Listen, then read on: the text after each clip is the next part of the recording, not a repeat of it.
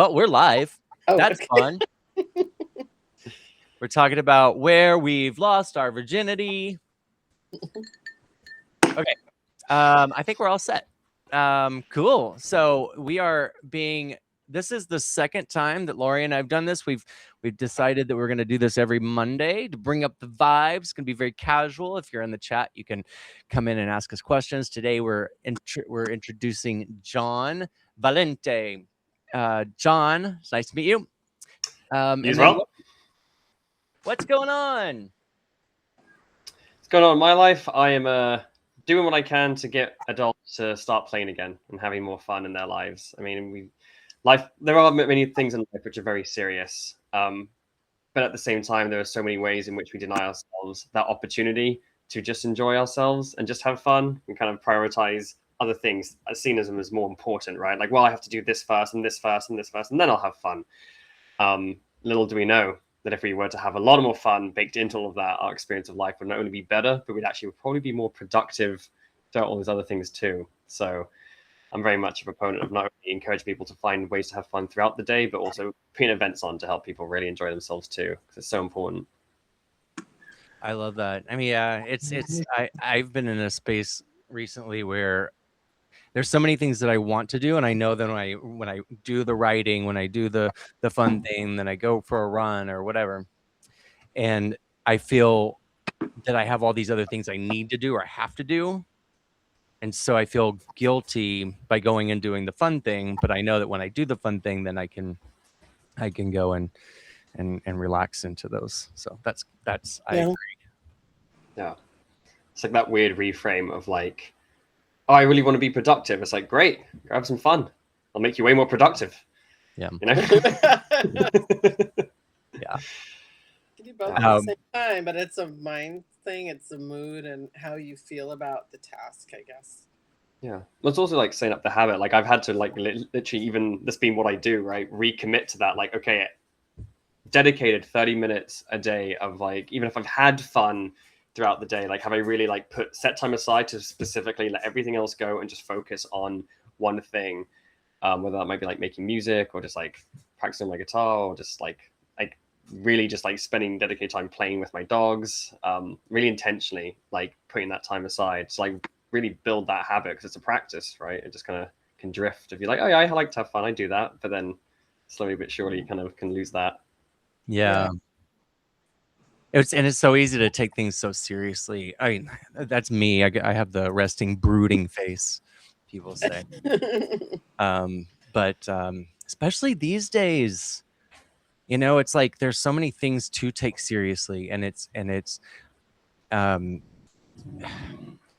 sometimes I feel like, and I don't know if you guys feel like this, but sometimes I feel like when I'll put a post out or I'll say something about acting or storytelling or something like that, to be creative, there's this movement through guilt that I have to move aside, because there's so many things to be aware of today and conscious of in our culture, in our society. So it's like, how do we experience fun and joy without and move into that consistently? Yeah. Are you talking about like the sort of wider, with so many things happening in the world, like how can we be talking about things like fun and joy when there's like more important things happening? Yeah, it's like that. It's understood that you want to do that, but there's that creeping sense of how do you do that, and have you worked with people to help them move through that? And Laurie, what's your experience?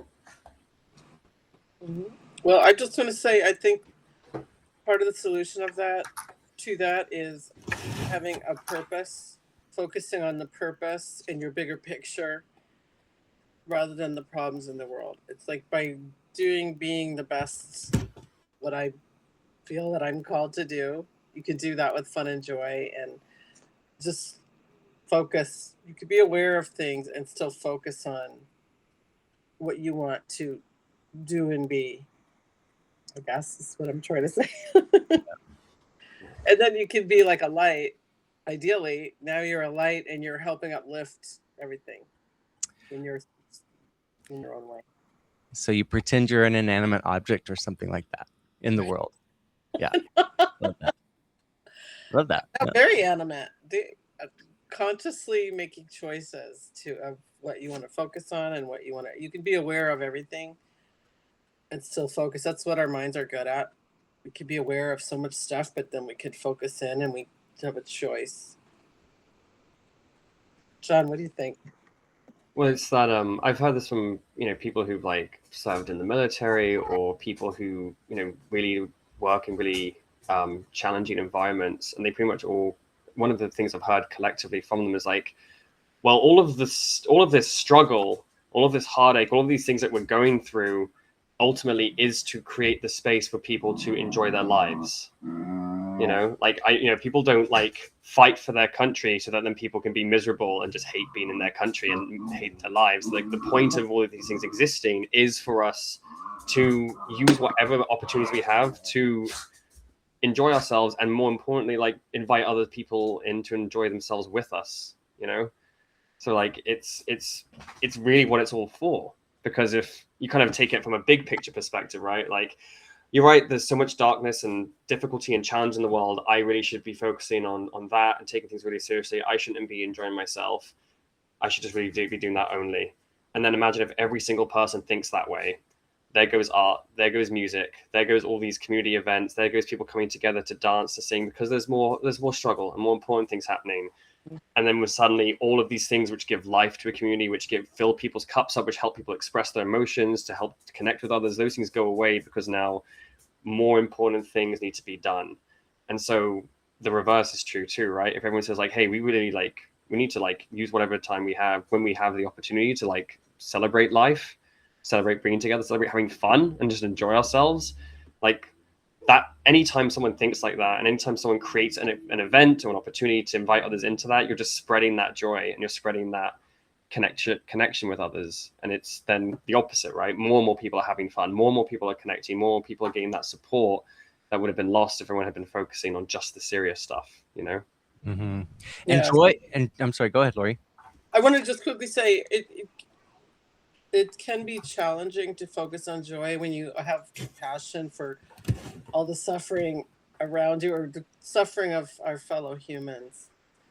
That is what, to me, can interfere. But then, like I said, focus. If you focus on, like John said, helping promote good feelings, you can spread and ripple around. That's not that solves everything in the world. It's being part of the solution in your small way.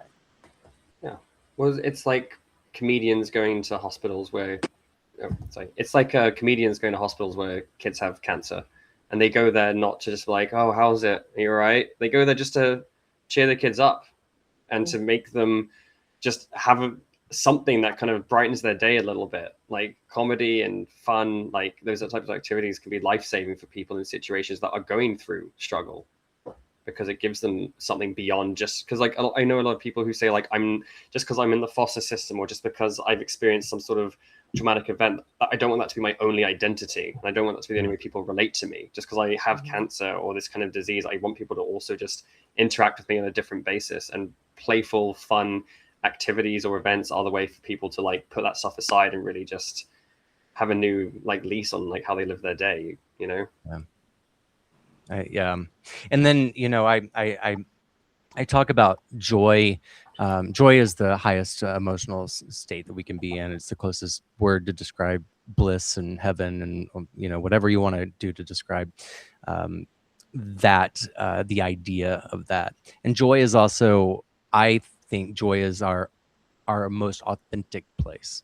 It is the most, and everything else is kind of, we can experience joy and loss at the same time. We can experience joy and sadness, and so it's just what you're offering is the exercises and the permission and the options to remind yourself to be childlike and wonder and be in that joy place and gratitude. Yeah. What are some fun things that you do to make people have fun? Oh, so one thing my wife and I love to do is invite people to what we call intentional karaoke. because typically people show up at our house and like some people have never sung before, or some people are like they're like, well, I'm not a good singer, and it's that kind of like, okay, well, again, if people were paying you money and they're here to see you perform and sing, I would hope that you've practiced, maybe had a few lessons. But we're not here to see you perform. This isn't a performance. This is us collectively just like singing for fun. And the example I always use is like, especially if someone says like, oh, I'm a bad singer, like, I shouldn't do karaoke. I'm like, I know for a fact when you're alone in your car and your favorite songs come on, you are screaming them at the top of your voice, having a great time. Bring that to this, just like bring that energy. If you're in your car screaming, having fun, that's the karaoke energy. Stop thinking about the paid performer energy. So like we'll do like karaoke events just around that, and then I just try and do like a monthly event with people in the community who have like different businesses or like things that are all around this sort of space. We did a woman, she's a preschool yoga teacher, so we did the preschool yoga but for adults.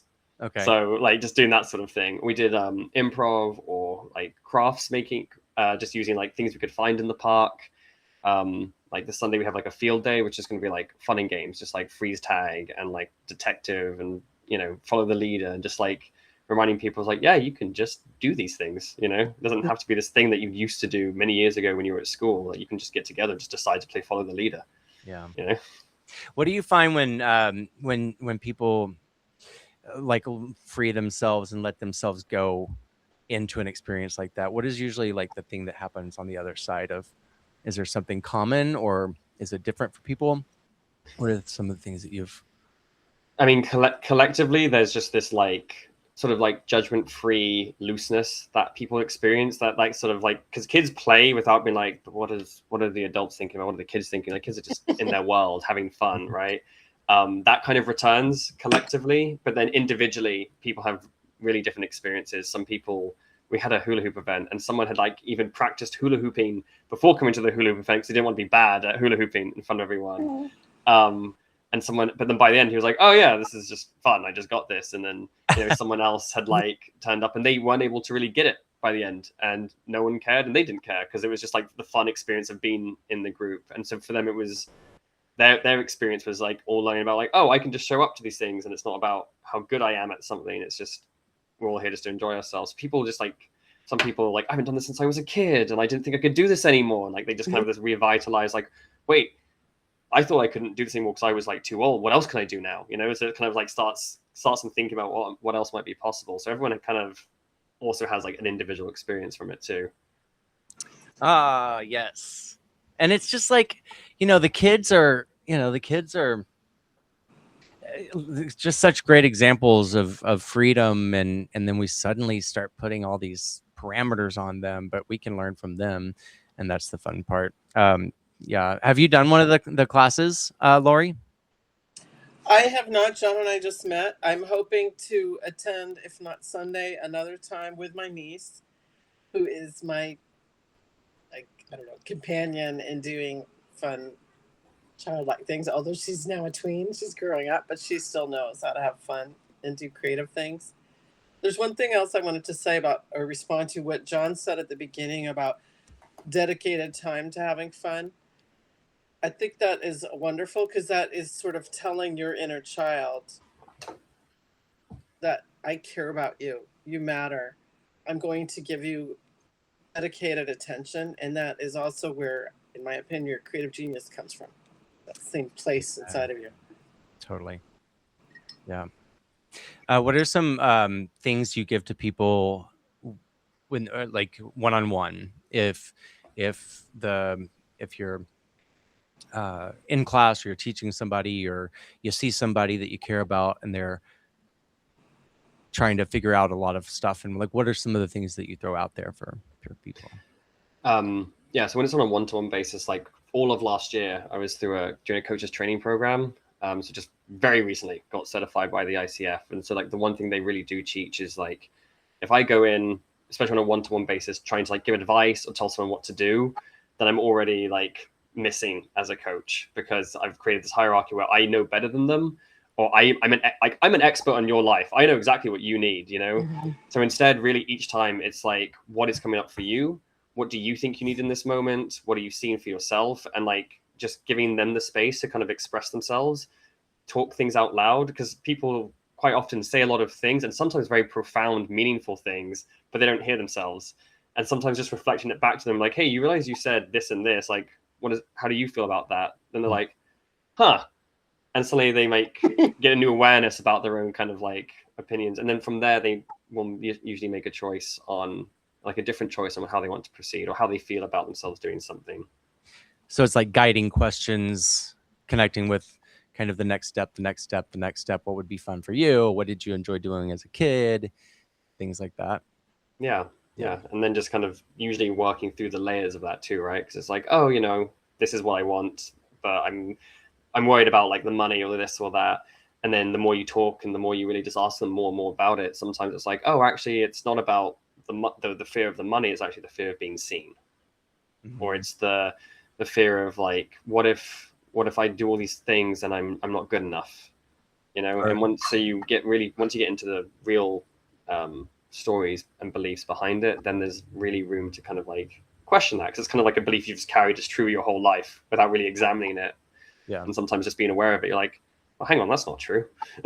So, So it's like fear, and it can be like fear. I see this a lot is one thing relates to the other. And so it's, you know, fear of intimacy or fear of commitment. And so are you, you know, if you're wanting to offer yourself something and time with self and go for a run on the lake or go, you know, do jumping jacks or, you know, skip or whatever, you're allowing yourself to do those things with that intentional joy.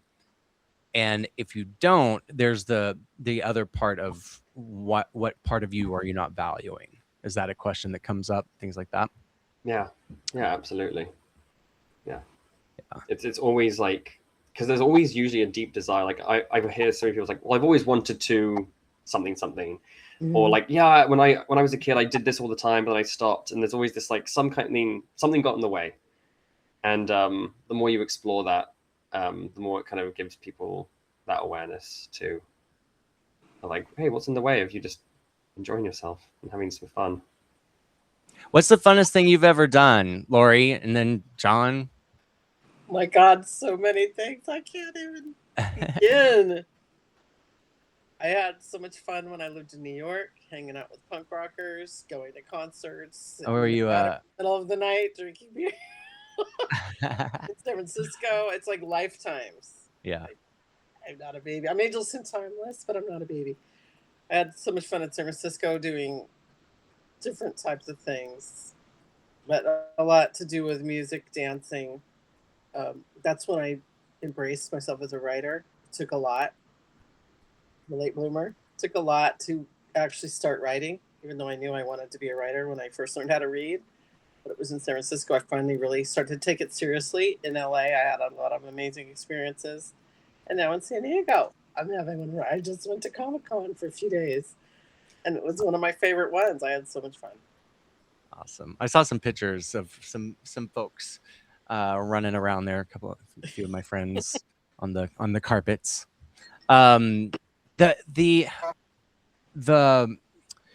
was gonna ask something specific about that. Like in terms of, so having fun, my whole career has been just a lot of fun. So, you know, like the theater is fun and in films and all this stuff is fun. So what do you say with, you know, doing that? I don't know. It's just like, it's always fun. You know, you're playing theater games when you're, you know, on set. You're doing all that stuff and creativity, and I don't know. It's fun. Yeah, I think Brionne, you and I are lucky that we have chosen creative paths or paths in our lives that there's a lot of opportunity to have fun in work and outside of work. And John didn't answer that question. What are your most fun? Before I just lose the thread to this thing, right? Like that was probably the opposite. Like everyone around me growing up, it was just like math, engineering, business. There was no talk of like, oh, you can design. There's like money. There's like you can write. Like that was just, there's music. Like none of that was really like theater. Like my entire family and everyone they know, it was just all a sort of like STEM group. And so I didn't even know it was an option. So like I went to college for like business, and like every time I was just trying to carve out where is the fun in any of this. And like it was like when I got to do one on creativity and one on advertising, that I could have some fun, and then end up like retraining, trying to do advertising instead. And there is fun in advertising. There's moments where you're really just getting to be creative, but it's also very like exploitative to the creatives especially, because it's like if you can't keep up, it's like, well, get out, there's someone else who can come do this for you. And so I'm really like, late blooming to that, like, oh, like it's possible to build a life and a career that's based on fun and joy and passion. It is possible. And so that's really what I've just been learning recently and trying to build more and more recently, like not just have it as an external thing I do on the side, but something I actually bake into my everyday, even professionally. So that's the journey I'm on. So it's beautiful to have two examples of people who really have embodied that. So thank you. Yeah, it's so you because I went to college. I went to a private Christian college, which was interesting. And then my joke is that I spent all my time in the theater. They gave me a scholarship to do West Side Story, so the Pray the Gay Away didn't work. It kind of null and void itself. So then I shortly thereafter left and went to Austin to get my feet wet in the film industry, and then to New York. That was a long time ago. But in that entire process, in that entire experience, I found myself doing something that I had to do, which was a business finance degree, to ensure that something would come of having my degree in college. But I spent all my time in the theater. My grades plummeted, and then I came out of the closet and I went to Austin and did all the fun things to create the life that I wanted. But at the same time, there's the burden of social pressures to maintain jobs and bills. And how do you make those things fun? Case by case basis, depends on the day. But for example, like my wife and I are really lucky in the sense that typically one of us is willing to do the thing that the other person doesn't want to do. And so like that's always helpful, because I'm like, all right, I'll do that. I'm like, oh my God, I don't want to do that. I'm going to do that. She's like, great, I don't want to do that. Cool. The one thing neither of us ever want to do, because we both hate it and find it so boring and tedious, is finances. Like we both hate it so much. And like even when trying to like put up the spreadsheet and trying to like track what we're spending and like what we're doing, like, oh, is this working? Should we be doing that? I found a really interesting way to break the frustration was to play just like the most random song that has no place being played during financial discussions, which is like it's like a song by Nelly called Dilemma. It just goes, no matter what I do, all I think about is you. Either way, you're with my boo. I'm crazy over you. No matter what I do. Like, it's the most ridiculous thing to be playing when you're looking at a spreadsheet.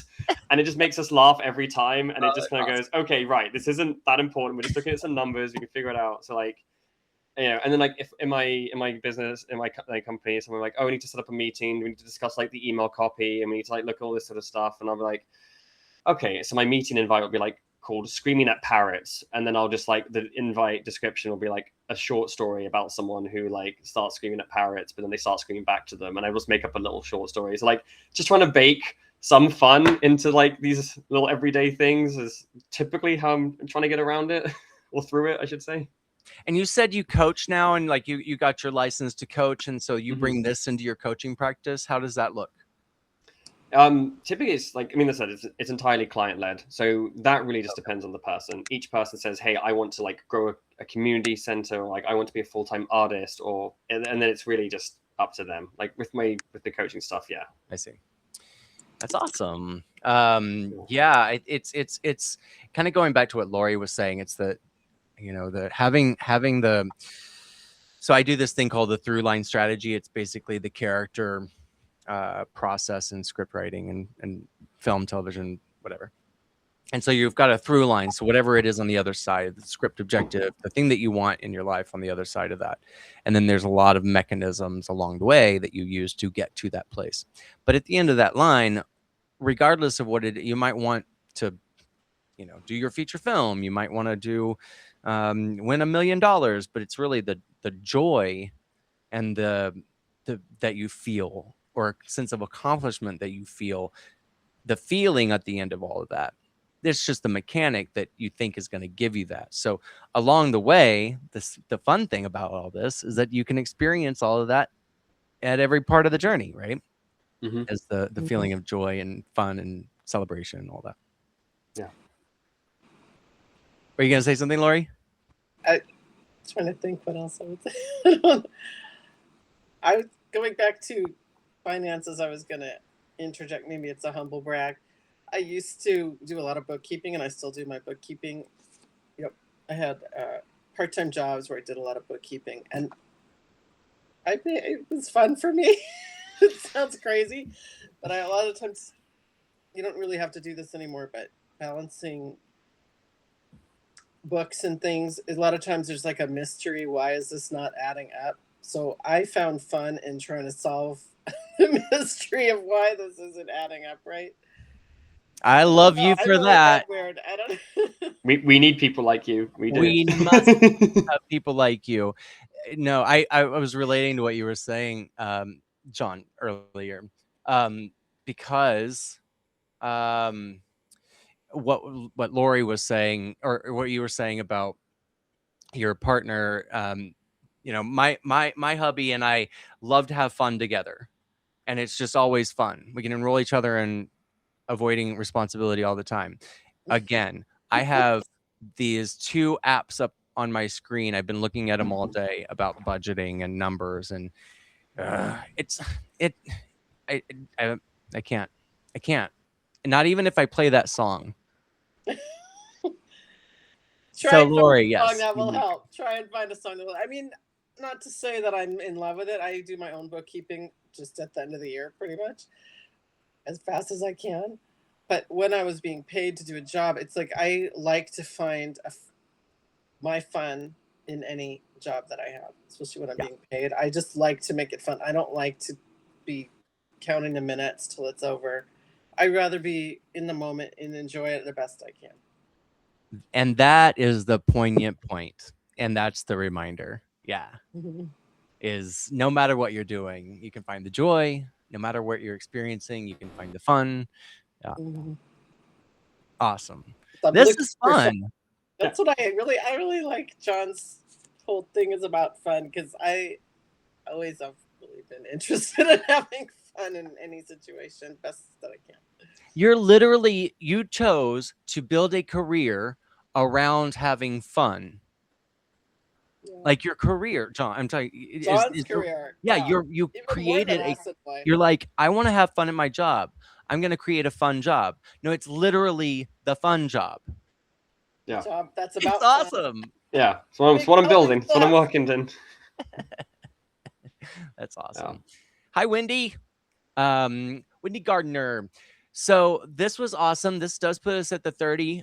John, you wanna close us out? Laurie, you wanna close us out? You wanna say anything? You guys hit the follow button, subscribe to these beautiful people. Let's have some fun.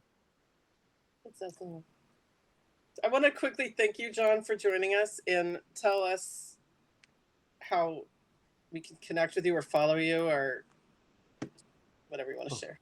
Yeah. Well, I mean, yeah. Thank you so much for just even creating this space. I just love it. It's been wonderful to meet you, Laurie, and you as well, Brionne. It's been really cool just to meet like-minded people, just really doing their best and love life in this way.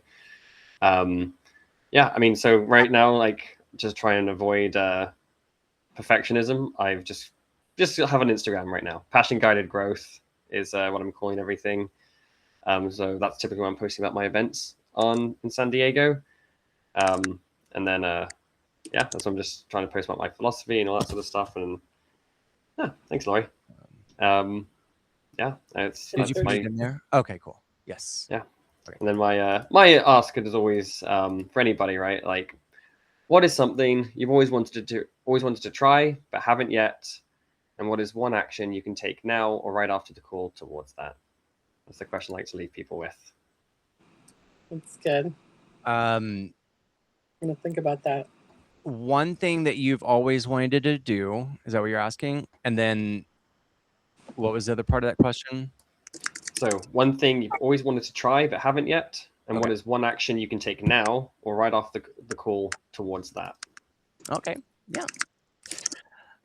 I want to buy a house, but I know that that's a lot more complicated than just that. But that's literally the one thing that I've been wanting to do for a long time. You could take an action. You could look for. Yeah. You could look at house listings in the place that you want to live and Yeah. start to dream. Well, And we yeah. do that. We look at Zillow, Yeah. we'll scroll through. We looked at a variety of different places we're trying to figure out. Charlie's like, where do you want to live? I'm like, if I had $1 million, we don't have $1 million. I know, but if I had $1 million, it's you weird. don't have it yet. Yes, we do have it. It's just over there. We just have to find Right. it. Just have And to. you don't need the whole amount to buy a house. You just need a down payment. I know. You'll pay it. And you want, but the reason why I say that is because that you think big and you just go, okay, what are all the things that what is the thing that I want to feel in my home? And then, because if you start putting the obstacles out there before they've even presented themselves, like somebody's living there already, you never know. They could just walk out the door, just go to the house. I don't. Yeah. No, but it's true, right? You literally never know, because someone could be like, "Oh, I love this house. You're literally in my dream home." They might be like, "Oh, I was actually thinking of moving next year. Would you be interested?" And then suddenly, this thing that's not even on the market is suddenly because you were just out there and you were curious. Like, you really don't know. Right. Anything is possible. Anything is possible. To me, that's the bridge in our thinking. If something seems so out of reach or impossible, our mental bridge is, well, anything's possible. It is possible. I don't see yet how it's going to happen, but it's possible. Yeah. That's Absolutely. Everything is. And what happens is the inner dialogue, the inner monologue will come in and go, well, how is that going to be possible? Or there hasn't been evidence for that yet. And, you could literally walk over across the street to your neighbor and be like, this is my favorite home in the world. Oh, that's awesome. We're giving it away. Here you go. Yeah. Like anything can happen. So true. Being in that joy. So you guys hear of anybody giving away a house, that would be awesome. In California. In California. Okay. Yeah. Give you a reason to come back. Got it. Yeah. Alrighty. I don't know. Now, right? I get to go have fun because I've been stressing out all day. We had a big tornado that came through and all that stuff. So I love this. John, thank you so much. And yeah, you guys follow John, follow Laurie. This will be recorded. This will be up on my on the Substack, so you guys can have the clips if you want, share them with everybody. Anything you want to close out with, John or Laurie? I know I said my piece, I think. Thanks for doing this again, Brionne. I look forward to doing it again next week. Yeah. I really appreciate you joining us today. Yeah. Anything you need, John, let us know. Let me know. I love meeting new people. And I know that Laurie and I are talking about creating a retreat space or a retreat something first weekend of October. Cool. So maybe we can work together, create something too. And then, I'll meet you. Yeah, that'd be beautiful. And anything I can do to support you guys as well, please let me know. Always. Have the fun. All right, guys. All right, I'm going to sign us out. Much love, everybody. Hit that subscribe button and hit that follow button and hit that fun button. We'll talk to you soon. Bye. Bye.